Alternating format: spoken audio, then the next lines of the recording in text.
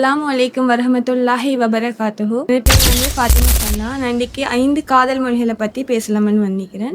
5 காதல் மொழி என்னென்னு பார்த்தீங்கன்னு சொன்னால், இந்த பூமியில் வாழ்கிற எல்லோருமே வந்துக்கிட்டு ஒவ்வொரு விதமாக லவ் பண்ணிட்டிக்கிறாங்க. ஒவ்வொருத்தருக்கும் ஒவ்வொரு விதமான அன்பை கொடுத்துட்டிக்கிறாங்க. ஆனால் ஒரு சிலர் அதை புரிஞ்சு கொள்கிறாங்கல்ல, ஒரு சிலர் அதை புரிஞ்சு நடக்கிறாங்க. அதை பற்றி பேச இப்போ நம்மளோட வீட்டை எடுத்த மனுஷன்னா அம்மா அப்பாட லவ் விற்குது. அம்மா என்ன செய்வாங்க, அவர்களுடைய லவ் வெளிப்படையாக காட்டுவாங்க. ஆனால் அப்பா அப்படி இல்லை, அவர் ஒழிச்சு வச்சுட்டு இருப்பாரு. ஆனால் அவர் ஒரு காலத்தில் நம்மளை விட்டு பிரிஞ்சு போகிற நேரம் அவர் ஏன் நம்மளை விட்டு பிரிஞ்சாரு, அவர் இன்னும் கொஞ்சம் நேரம் நம்மளோட இருந்திருக்கலாமே, அப்படியான நிறைய எண்ணங்கள் நமக்குள்ளே வரும். அவர் நம்மளோட இன்னும் கொஞ்சம் இருந்திக்கலாம், அவரை நம்ம இழந்துட்டோமே, அந்த மாதிரியான எண்ணங்கள் வரும். இதை குறைச்சி கொள்றதுக்கு தான் 5 காதல் மொழிகள் என்று சொல்லத்தை டாக்டர் கேரி சாப்மன் சொல்ல ஒருத்தர் அறிமுகப்படுத்திக்கிறாரு. வர்ணம் 1000 படத்தை எடுத்த மனுஷன்னா அதில் அப்பா சூர்யா அம்மா சிம்ரன் அவங்களோட ரியல் லவ் அழகாக காட்டுறாங்க. அதே போல தான் இதில் முதலாவது அப்படி என்னன்னு பார்த்தீங்கன்னா வேர்ட்ஸ் ஆஃப் அஃபர்மேஷன். இது என்ன அப்படின்னு பார்த்தீங்கன்னு சொன்னால், ஒருத்தரை அப்ரிஷியேட் பண்ணுறது.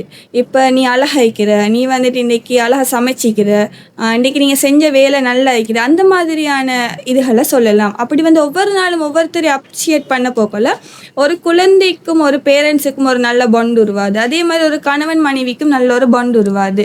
இது ரெண்டாவது என்னென்னு பார்த்தோம்னு சொன்னால் குவாலிட்டி டைம். இந்த குவாலிட்டி டைம் என்னென்னு சொன்னால், இப்போ நம்மளோட வீட்டை எடுத்த மனுஷன்னா சம்டைம்ஸ் நாமளே கேட்டிருப்போம், இன்றைக்கி லீவ் எடுத்துகிட்டு நீங்கள் வேறு வேலை பார்க்குறீங்க, ஃபோன் பார்த்துட்டு இருக்கிறீங்க, அப்படியான நிறைய விஷயங்களை நம்ம பார்த்துருப்போம். அதை எப்படி இல்லாதாகன்னு சொன்னால், இப்போ உனக்காக நான் லீவ் எடுத்தேன்னா அது நம்ம அவர்களுக்காகத்தான் நாம் என்ன செய்யணும், அந்த டைமை ஒதுக்கணும், வேறு யாருக்காகவும் ஒதுக்குறதில்ல. அதே மாதிரி ஒரு கணவன் வேலை விட்டு வரப்போக்கல மனைவி என்ன செய்வோம், அப்போ தான் எல்லாமே செஞ்ச மாதிரி கடும் ஒரு ப்ரெஷரில் வேலையை பார்த்து கொண்டிருப்பா. அவர் வரப்போக்கல நீ இன்னுமா வேலை செஞ்சு முடியலைன்னு சொல்லி நிறைய கேள்விகளை பார்க்குறோம். அதை இல்லாதாக்கி அவர்களுக்காக ஒரு டைமை உருவாக்குறது. அது ஏன்னு சொன்னால், அப்போ தான் அவங்க 2 பேருக்கும் ஒரு நல்ல ஒரு புரிஞ்சு அவங்க 2 பேரும் ஒரு நல்ல ஹாப்பியான லைஃப்பை வாழ்வாங்க. அதுக்காக 2 பேரும் சேர்ந்து டிவி பார்க்கலாம், 2 பேரும் சேர்ந்து ஒரு நல்ல கோலை செட் பண்ணி கொள்ளலாம், அந்த மாதிரியான விஷயங்களை செய்யலாம். மூணாவது என்னென்னு பார்த்தீங்கன்னா ரிசீவிங் கிஃப்ட். இது என்ன அப்படின்னு பார்த்தீங்கன்னு சொன்னால், இப்போ நம்ம எல்லாருக்குமே ஒரு கிஃப்ட் தரதுங்கிறது எல்லாருக்குமே விருப்பமான ஒரு விஷயம். அந்த கிஃப்டை நாம் எல்லா வழியாலையும் வெளிப்படுத்தலாம். ஒரு பூவா, அடுத்தது ஒரு கிரெடிட் கார்டு, அதே மாதிரி ஒரு சாக்லேட், ஸ்வீட்ஸ், அவங்களுக்கு பிடிச்ச விஷயங்கள் எது சரியோன்னு நம்ம வாங்கி கொடுக்கலாம். இதனால் ஒரு நல்ல ஃப்ரெண்ட்ஷிப் ஒன்று உருவாகுது. ஒரு பேரண்ட்ஸுக்கும் ஒரு பிள்ளைக்கு ஒரு நல்ல பாண்ட் உருவாகுது. அதே மாதிரி ஒரு கணவன் மனைவிக்கும் ஒரு நல்ல பாண்ட் உருவாகுது. இப்போ சில நேரம் நம்ம பார்த்துருப்போம், ஒரு கடைக்கு போன நேரம் இது எனக்கு பிடிச்சிக்குதுன்னு சொல்லியிருப்பாங்க, ஆனால் அதை நம்ம வாங்கியிருக்க மாட்டோம். அதை நம்ம எதுன்னு சொல்லி பார்த்து அதை என்ன செய்யணும், அவங்களுக்காக வேண்டி வாங்கி கொடுக்கறது தான் ரிசீவிங் கிஃப்ட் அப்படின்னு சொல்லலாம். நாலாவது என்னென்னு பார்த்தீங்கன்னா எக்ஸ் ஆஃப் சர்வீஸ். இது அப்படி என்னென்னு சொன்னோம்னா, வீட்டில் தான் மட்டும்தான் எல்லா வேலையும் செய்கிற மாதிரி இருப்பாங்க, வேறு யாருமே ஹெல்ப் பண்ண வர மாட்டாங்க.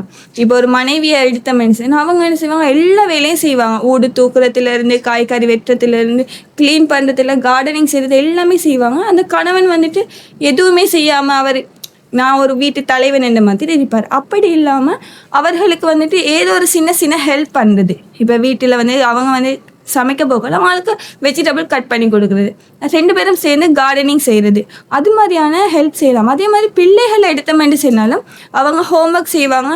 நாம் எல்லாருமே சும்மா இப்போ பேரண்ட்ஸ் என்ன அவங்க செய்கிறாங்க தனியாக படி, அது அப்படி என்று இருக்காமல் அவங்களுக்கு என்ன செய்கிறது, போயிட்டு ஹெல்ப் பண்ணுறது, அந்த மாதிரியான விஷயங்களை தான் எக்ஸ் ஆஃப் சர்வீஸ்ன்னு சொல்லுவாங்க. 5வது என்னென்னு பார்த்தீங்கன்னா ஃபிசிக்கல் டச். இது அப்படி எனக்கு இப்போ ஃபிசிக்கல் டச்சுன்னு சொன்னாலே எல்லாரும் நினைக்கிறது என்ன மாதிரின்னு சொன்னால், செக்ஷுவல் லைஃப் மட்டும்தான் ஃபிசிக்கல் டச்சாகவே நினைப்போம். ஆனால் அப்படி இல்லை. இப்போ நம்ம ஒரு வாக்கிங் போக்கல் அவங்களே ஒரு நல்ல ஒரு நம்பிக்கை கொடுக்குது, பாதுகாப்பு உணர்வை தான் ஃபிசிக்கல் டச்சுன்னு சொல்லலாம்.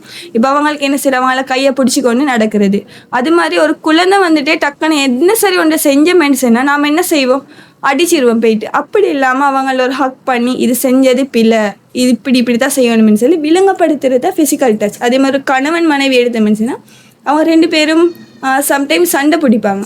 அந்த சண்டை என்ன செய்யும், அது பெருசாகவே போகும். அப்படின்னு இல்லாமல் அவங்கள என்ன செய்யணும், ஒரு ஹக் பண்ணி ஒரு கிஸ் பண்ணி அந்த மாதிரியான ஒரு டச் கொடுக்க போகல அவங்க அவங்களுக்கு மேலே இன்னும் அன்பு கூடும். அடுத்தது என்னன்னு சொன்னால், காதல் உணர்வுங்கிறது உணர்வு மட்டும் இல்லாமல் அது ஒரு தேர்வாகவும் இங்கே இருக்குது.